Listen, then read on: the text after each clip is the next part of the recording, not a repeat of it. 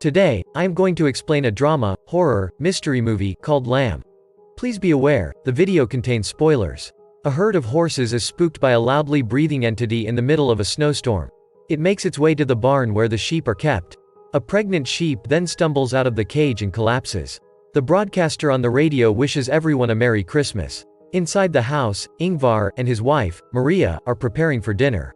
She looks out the window, and we can hear the loud breathing we heard earlier, but she can't seem to notice the creature. The next day Ingvar goes to check on the livestock. He cleans the barn and feeds the sheep. In the back, Maria is driving a tractor. She's preparing the field for the crops. Ingvar goes back to the house to change and have lunch. Later that day, they both help the sheep give birth. At the dinner table, they talk about how time traveling is doable. Ingvar explains that it is only theoretically possible. He tells Maria that he's just fine and isn't in a hurry to see the future. After dinner, Maria tells him that she didn't check the upper barn and Ingvar should start there. Maria goes to bed and tries to sleep, but she's having a hard time doing so. Ingvar feeds the sheep in the upper barn. The next day, they are doing some chores like earmarking lamb. They are having their morning coffee and Maria explains how the tractor's making a new noise. They hear the dog barking at a pregnant sheep and they decide to check it out and help it deliver the little one. They are having a real hard time pulling the baby out. It's giving both human and sheep sounds as well. Once it's finally out, Maria takes it to the main house and cleans it. They decide to bottle feed it. The mother sheep is desperately trying to find its baby in the barn. They go to sleep and the newborn is sleeping next to them. In the morning, Ingvar gets a crib out from the barn and they put the little one in it. The mother sheep is bleeding constantly. Maria is holding the baby in her arm and sings a lullaby. Ingvar has a breakdown in the tractor. He can't help it and burst into tears.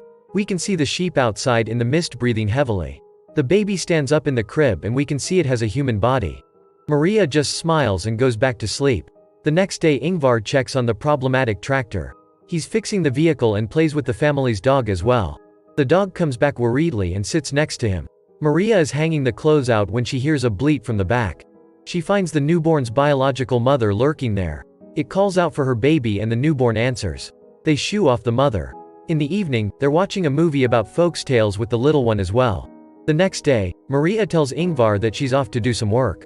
He tells her that he'll be only out when the baby sleeps. He puts the baby to sleep on the sofa. He goes out but leaves the door open.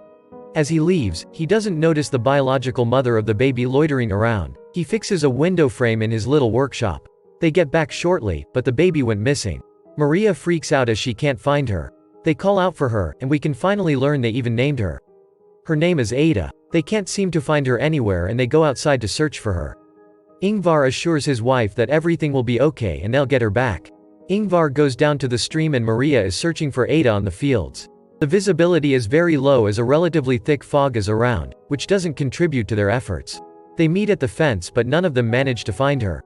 Suddenly, Maria hears a sheep bleat in the distance and they run towards it. It's Ada's biological mother and her. We finally get a glimpse of Ada's whole body. They walk off, but the mother sheep keeps pestering them. Maria's fed up with the sheep and shouts at it to make it go away. They put Ada back in her crib and they seem relieved that she's safe. Some time has passed and they took out Ada to the fields. They even fully dressed her. Maria made her a little flower crown for her. Ingvar is shepherding the flock. All the while a strange car arrives. They get an unknown man out from the trunk and shove him. The woman who drove the car throws a phone away. They back the car up and drive away while the man cries out for help, but decides to walk towards Ingvar's house. Maria has a nightmare about the sheep. She wakes up from this nightmare and hears Ada's biological mother next to the house. It dawns on her that they need to get rid of this particular sheep, so she goes to the shed to grab the rifle. She approaches the sheep carefully and finishes the job with a clean headshot. She then drags it away and buries it in a shallow unmarked grave. The man that was thrown out of the car earlier witnessed this whole incident. Maria goes inside and gets rid of the blood that somehow splattered all across her face. The man is sleeping on a couch in the barn.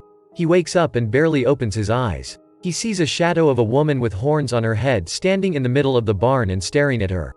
He then fully opens his eye but the figure just isn't there anymore.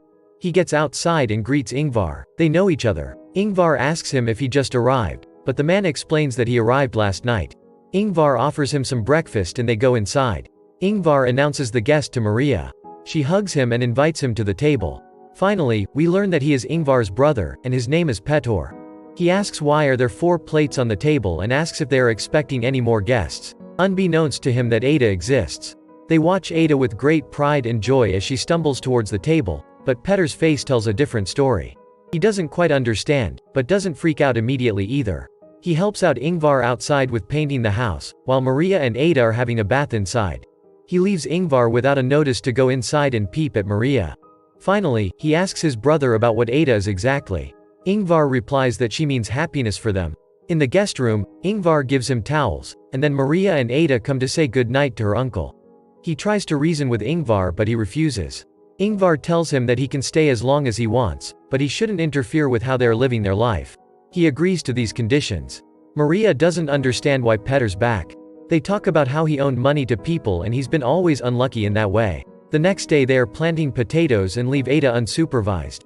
The family dog seems to be afraid of her. Ingvar goes to pick up Ada. Maria and Petor go to the car to have some coffee. Petor tries to make some moves towards Maria, but she tells him to cut it. He explains that he saw her taking a bath and she must have left the door open for him to take a sneak peek. She tells him to stop acting like a child. He says that Ada isn't a real child but rather an animal. The next day Ingvar wakes his brother. He tells him that it would be great if he'd help out with cleaning the shed. He sits down in the chair they've just got out and decides to have a smoke. He finally joins their efforts but then notices an old drum set. He sits down and starts playing on it for Ada. He then sits down outside and feeds some grass to Ada, calling her a little sheep. He tells Ingvar that she is an animal, so he takes her inside. One early morning, Petor takes out Ada with the intention of shooting her. They walk out far from the house and he points the gun on her. Maria wakes up and finds Ada missing. When she looks around the house, she discovers that Ada's sleeping in the arms of Petor. After she manages to cool down, she visits the family graveyard to mourn. We can see that earlier they've had a daughter named Ada, but unfortunately, she passed away. Ingvar's reading a bedtime story for Ada as she falls asleep. He has a flashback about running through a marsh looking for Ada. Petor grew to love Ada, and he really became her uncle. He takes her out on a tractor ride, then on a boat trip to teach her how to catch fish. All the while Ingvar and Maria enjoy some adult time in bed. The tractor broke down, so they had to walk back to the house. Ingvar and Maria are playing a card game at the dinner table when they arrive. Petor sits down and explains to his brother what a piece of crap that tractor is.